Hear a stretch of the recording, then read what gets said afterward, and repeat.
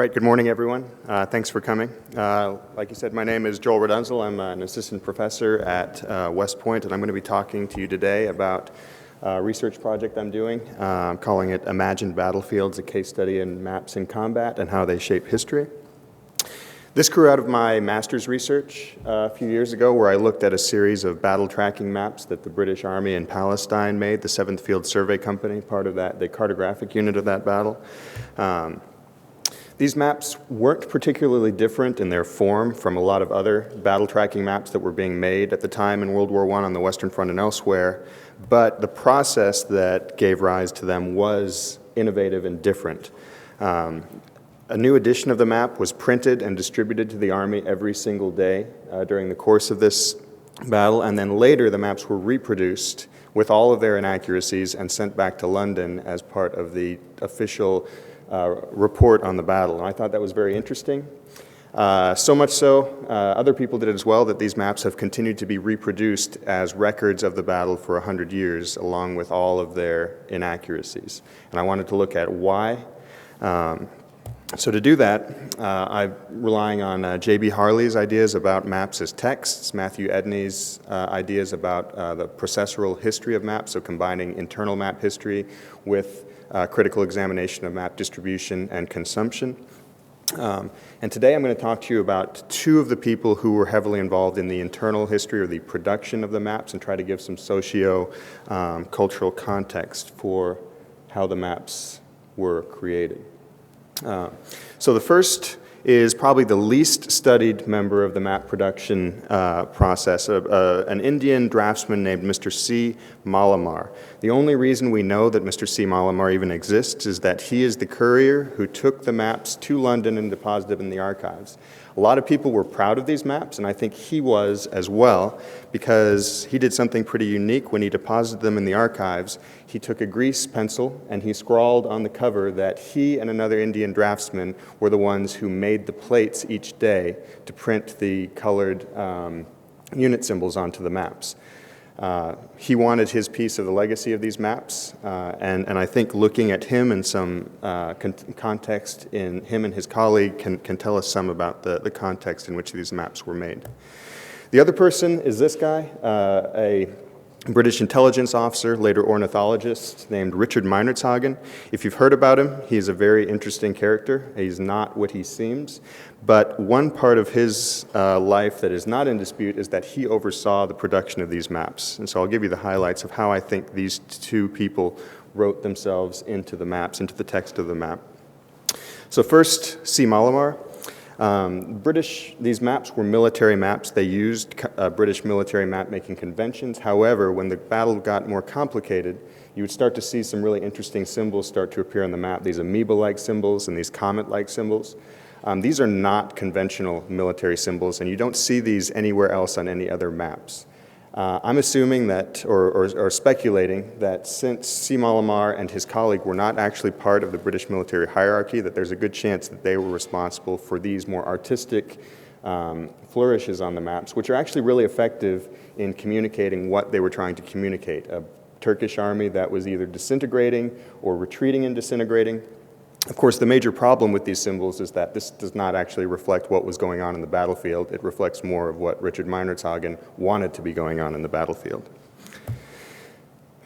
But I think that their biggest legacy is this inscription that they put on the cover of the maps, because it tells us a lot about the fact that, a lot about the context of the military hierarchy in the battle, that you had the officers, and we know who the officers in the army were, and then you had the other ranks, and we don't know who they were because they were less important, and then below that you had the two natives who were just listed as statistics on the reports.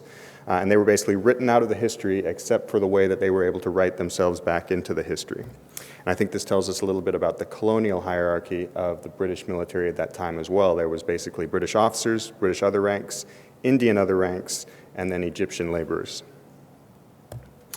So Richard Meinertzhagen, he had quite a legacy, all right, a lot of hero worship of him right after the war. I won't go into his whole history, but the history of him's kind of changed over the years.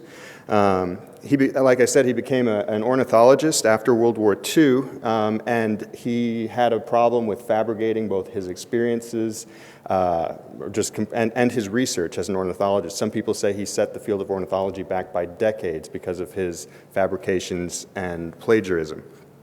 However, like I said, what's not in dispute is that he did oversee these maps. Now, what he put on the maps is a lot more interesting. So there's some things we can know about Richard Meinertzhagen. One, he believed in the superiority of Europeans, and if you see the color scheme of this map, the red-green color scheme, it's different from any other maps that you see made during World War I. Usually it was red-blue or red-black. Red-green, I think, really differentiates the green Muslim Turkish armies from the blue or red or black Christian German armies that were being fought.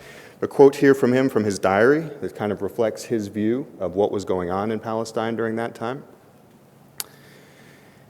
It also reflects his view of, he had trouble advancing into the 20th century, and he had been a cavalry officer, and he didn't seem to understand that machine guns and artillery had changed the role of cavalry on the battlefield.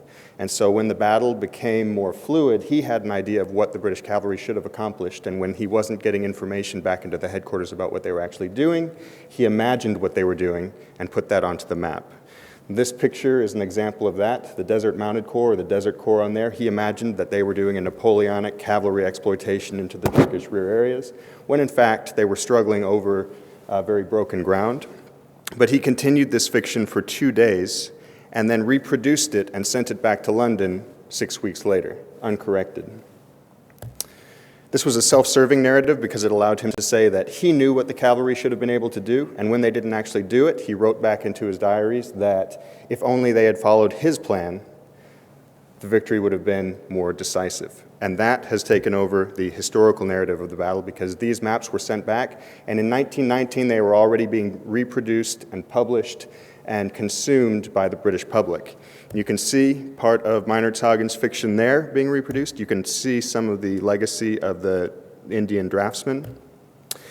They immediately start to be reproduced in contemporary histories of the battle. And you can even see some influence in the official British military's history of the battle in the red-green color scheme. So where I'm going with this, I'd really like to trace the historical impact of these maps through the last 100 years of the retelling of this battle through different sorts of historical narratives. I'd love to do more research into the identity of the Indian draftsman because there's quite a cartographic history in India. Matthew Edney's done a lot of work on that. And I'd like to do some cross-discipline collaboration on Meinertzhagen's influence on the historical narrative. That is my work right now, and I'd stand by for your questions.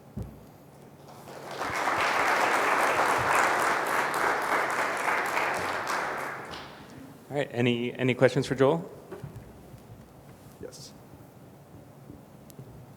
Did Richard's influence on the green-red color scheme carry into the rest of the U.S. military, the British military maps throughout the Turkish and Palestinian